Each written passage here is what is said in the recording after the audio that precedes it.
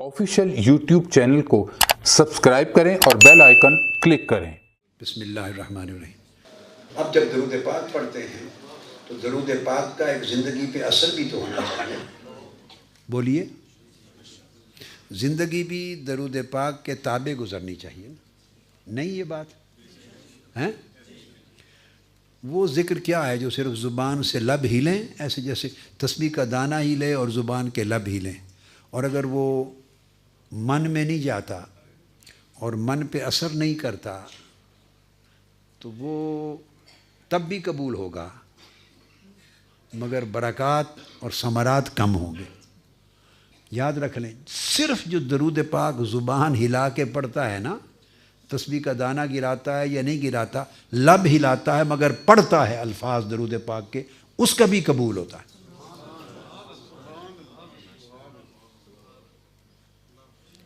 इस तरह करने वाले हर नमाजी की नमाज की श्योरिटी नहीं है कि कबूल होगी। कि जो खड़ा हो गया मुसल्ले पर लब हिला के पढ़ रहा है, मालूम नहीं कबूल हो, अल्लाह की मर्ज़ी। आप समझे हैं ना?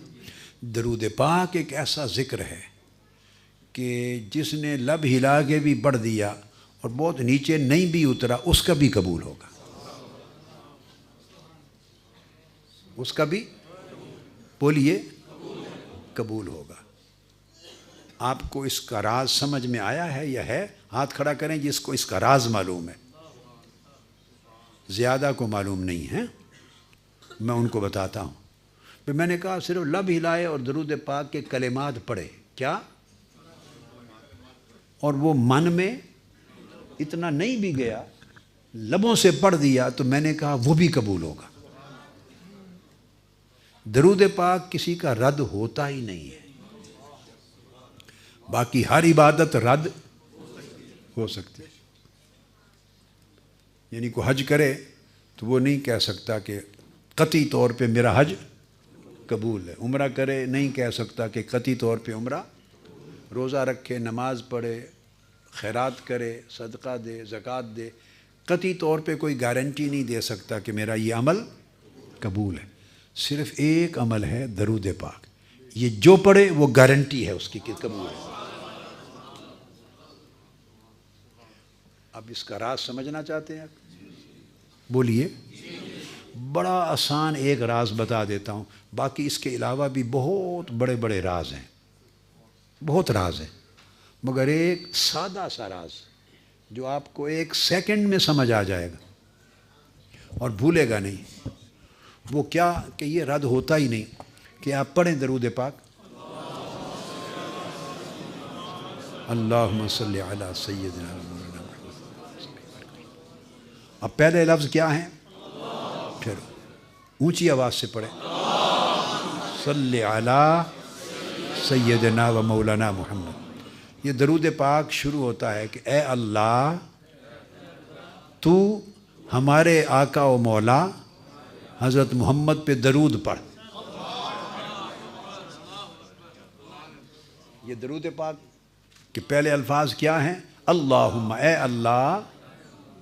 आप ये नहीं कहते कि मैं दरूद पढ़ता हूँ, क्या? आप ये नहीं कहते कि हुज़ूर अलैहिस्सलाम पर मैं दरूद पढ़ता हूँ या हम दरूद पढ़, ये नहीं कहते।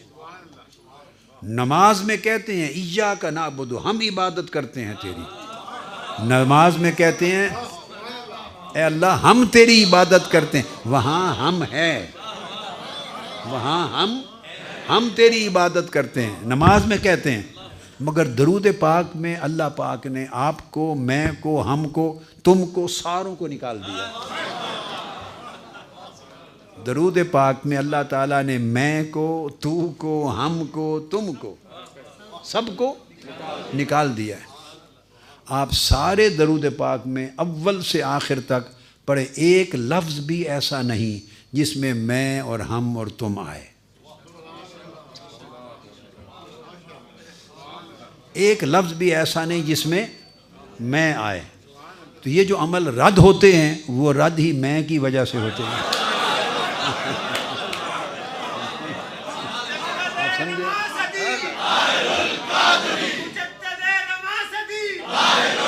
اب دیکھو نا، یہ جو عمل قبول نہیں ہوتے، یہ جو عمل قبول، کون سی شے ہے جو انہیں قبول ہونے سے روکتی ہے؟ وہ کیا ہے؟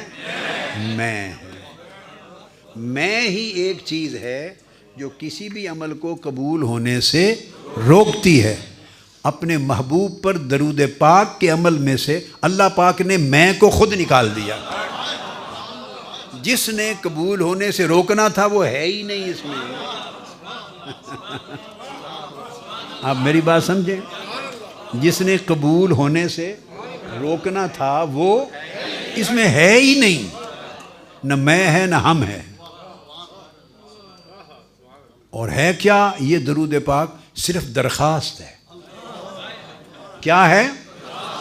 اور درخواست آپ کی اپنی نہیں ہے کہ اللہ تعالیٰ میری دکان بڑھا دے، میرا رزق بڑھا دے، میری تنخواہ بڑھا دے، میرا کاروبار بڑھا دے، مجھے بیٹا دے دے، میرے بیٹی کی شادی کر دے، اولاد دے دے، گھر دے دے، قرض اتار دے۔ یہ اس طرح کی درخواست ہے ہی نہیں،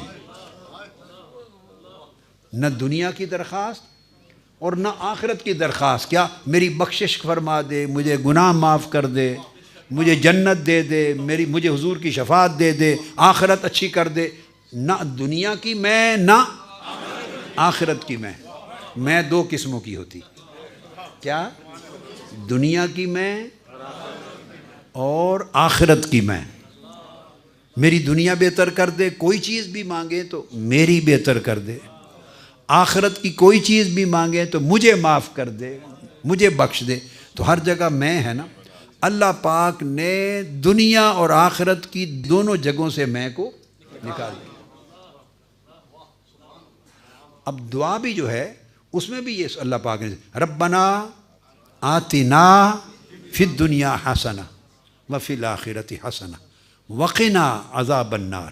اے ہمارے رب ہمیں عطا کر، ربنا آتنا ہمیں دے، دنیا میں بھی اچھائی اور بھلائی اور آخرت میں بھی بھلائی اور اچھائی دے، وقنا اور ہمیں دوزخ کے عذاب سے بچا۔ دیکھیں نا، دعاؤں میں بھی میں اور ہم رکھی ہے اللہ نے۔ ربنا فاغفر لنا، ہمارے رب ہمیں معاف کر دے۔ ربنا فاغفر لنا ذنوبنا وکفر عنا سیئاتنا وتوفنا مع الابرار۔ اے اللہ ہمیں معاف فرما دے بڑے گناہ، اے اللہ ہمارے چھوٹے گناہ معاف فرما دے، ہمیں نیکوں میں شامل کر دے۔ یعنی جو بھی دعا لیں اس دعا میں بندہ اپنی درخواست کرتا ہے۔ میری بات سمجھے؟ جو دعا اٹھا لیں ہر دعا میں بندہ اپنے لیے مانگتا ہے اللہ سے، اور شروع ہوتا ہے اللہم سے۔ درود پاک ایک ایسی دعا اور درخواست ہے، اس میں بندہ اپنے لیے کچھ مانگتا ہی نہیں، اپنے لیے سرے سے مانگتا ہی نہیں ہے۔ رد کہاں سے ہونی ہے؟ کون سی چیز نامقبول ہوگی؟ اس نے اپنے لیے مانگا ہی کچھ نہیں۔ اور جس نے نامقبول کرنا تھا، رد کروانا تھا، وہ میں اس میں ہے ہی نہیں، اور اپنے لیے نہ دنیا مانگی نہ آخرت مانگی۔ اس کو کہتے ہیں تجرید۔ توحید کا بھی کمال درجہ ہے جس میں بندہ اپنے آپ کو مٹا دیتا ہے، اپنا نام و نشان ہی مٹا دیتا ہے۔ درود پاک ایک ایسی چیز ہے جس میں بندہ اپنا نام و نشان مٹا دیتا ہے۔ ایسی تربیت ہے۔ تو کہتا کیا؟ اے اللہ تو ہمارے آقا پہ درود بھیج۔ یہ درخواست کی نا، وہ جواب دیتا ہے میرے بندے تو پیدا بھی نہیں ہوا تھا میں تب سے بھیجتا ہوں۔